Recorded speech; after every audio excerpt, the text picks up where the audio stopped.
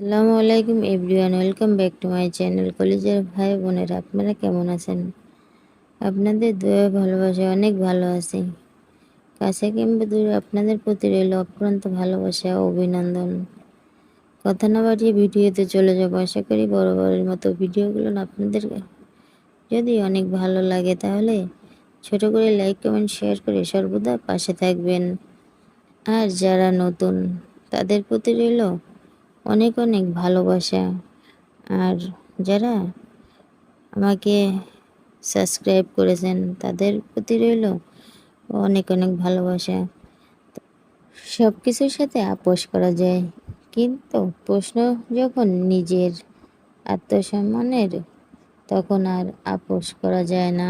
আজকের দিনে ভদ্রতা মানে আপনি হয়তো ভীতু, নিরীহ মানে আপনি দুর্বল, সৎ মানে আপনি বোকা, আর স্পষ্ট বক্তা মানে আপনি শত্রু। চরিত্রবান স্বামী একটা নারীর অলংকার, আর দায়িত্ববান স্ত্রী একজন স্বামীর অহংকার।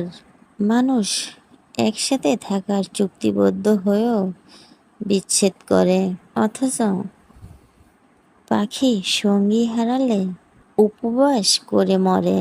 হচ্ছে কি, দিন দিন সব জিনিসের মূল্য বাড়ে, শুধু জীবনটাই মূল্যহীন। জোর করে কারো শরীর পাওয়া যায় না করা পবিত্র মন। একটি ইঁদুর খাবার খুঁজতে খুঁজতে রাজার ঘরে প্রবেশ করে। কোনো খাবার না পেয়ে একটি হীরের টুকরো গিলে ফেলে। হীরের টুকরো চুরি যাওয়ার কারণে রাজা প্রাসাদের সবার ঘুম হারাম হয়ে যায়। সেনাপতি রাজার হীরের উদ্ধারের জন্য রাজ্যময় পুরস্কার ঘোষণা করে। একজন শিকারীকে খোঁজ করেন। ইঁদুর মেরে হীরে উদ্ধারের দায়িত্ব দেওয়া হয় তাকে। শিকারী যখন ইঁদুর মারতে ইঁদুরের বাসস্থানে পৌঁছায়, সে দেখে শত শত ইঁদুর দল বেঁধে একে অন্যের সংযোগে দল বেঁধে শুয়ে আছে। আর একটা ইঁদুর সবার থেকে আলাদা আলাদা একটা জায়গায় একটি ইটের উপর রঙিন কাপড়ের বিছানা করে আরামসে শুয়ে আছে। শিকারী তখন ওই ইঁদুরকে ধরে, তার পেট চিরে হিরে বের করে রাজার হাতে সেটা তুলে দিলেন। রাজামশাই অনেক খুশি হয়ে শিকারীকে তার তার প্রাপ্য পুরস্কার দিয়ে দিলেন এবং তাকে জিজ্ঞাসা করলেন, হাজারো ইঁদুরের মধ্যে তুমি কি করে বুঝলে ওই ইঁদুরটাই হিরে চুরি করছে? শিকারী জবাবে বলল, খুবই সহজ। মূর্খ যখন হঠাৎ বিদ্যমান হয়ে যায় তখন নিজেকে আলাদা মনে করে, নিজের জাতির সাথে মেলামেশা বন্ধ করে দেয়। মূর্খ ইঁদুরটা ঠিক তাই করেছিল। হীরা চুরি করে নিজেকে সবচেয়ে ধনী এই অহংকারে নিজেকে সবার থেকে আলাদা ভেবে রেখেছিল। বর্তমানে সমাজে এমন কিছু ব্যক্তিদের মাঝে এমন আচরণ পরিকল্পিত হচ্ছে, যারা অর্থ অহংকারে, জ্ঞান অহংকারে, জাতির অহংকারে, রূপের অহংকারে নিজেকে সবার থেকে আলাদা ভাবে। এমন সময় ওই অহংকারী তার দুর্বলতারও ধ্বংসের কারণ হয়। যে করবে পর উপকার, যে দিবে টাকা ধার, যে করবে ভালো ব্যবহার, এই তিনটি গুণ আছে যার, নিশ্চিত তার বাস উপহার। আমি জানি, আমি একবেলা না খেয়ে থাকলে সমাজ আমাকে রান্না করে খাওয়াবে না। আমি অসুস্থ হলে সমাজ আমাকে মাথার পাশে বসে বিনিদ্রিত রাত কাটাবে না। স্বামীর ভালোবাসাকে কখনো অমর্যাদা করবেন না।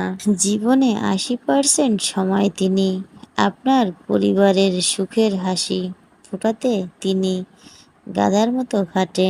মানুষ মুক্ত খুঁজতে গিয়ে খাঁটি সোনা হারিয়ে ফেলে আর শেষে পায় চকচকে লোহা, যা হয়তো কিছুদিন পরে মরিচা ধরে যায়। বউ পাগল ছেলেগুলোই ভালো, কারণ এদের দ্বারা পরকীয়া হয় না। বউয়ের প্রতি যে পাগল, সে অন্য মেয়ের প্রতি নজর দেয় না। হারিয়ে ফেলার শোক যদি একবার কাটিয়ে উঠতে পারে, দ্বিতীয়বার সেটার প্রতি তার হয়তো কোনো আগ্রহ থাকে না। স্বার্থ ছাড়া কেউ কারো খোঁজ নিবে না। আর প্রয়োজন ফুরলে সবার কথার ধরনও হয়তো বদলে যায়। কিছু কিছু মানুষ আছে এই পৃথিবীতে, যারা সুখটা কেড়ে নিয়ে বলে ভালো থাকো, ভালো আছি বলতে হয়তো ভয় হয়। যতটুকুই আছে সবটাই অভিনয়। যখন ফিল করবেন কারো কাছে আপনি বিরক্তকর হয়ে যাচ্ছেন, তখন নিজে থেকে সরে আসুন।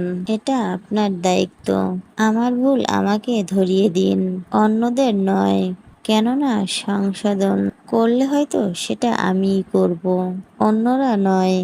ভুলে যেতে পারাটাই ভালো। যে মানুষ কোনো কিছু হয়তো ভুলতে পারে না, সে একটা সময় হয়তো পাগল হয়ে যায়। নিজের শরীরটাকে প্রয়োজনের চেয়ে বেশি সাজাবেন না, কারণ সেটা তো মাটির সাথে মিশে যাবে। সাজাতে হলে আপনার চরিত্রকে সাজান, কারণ মৃত্যুর পরেও মানুষ আপনার কথাগুলো স্মরণ করবে। প্রতিষ্ঠিত হওয়ার পরে যে একজনকে খুঁজবেন, মনে রাখবেন উপযুক্ত জায়গায় ছাড়া হয়তো মৌমাছিরও বাসা বাঁধে না।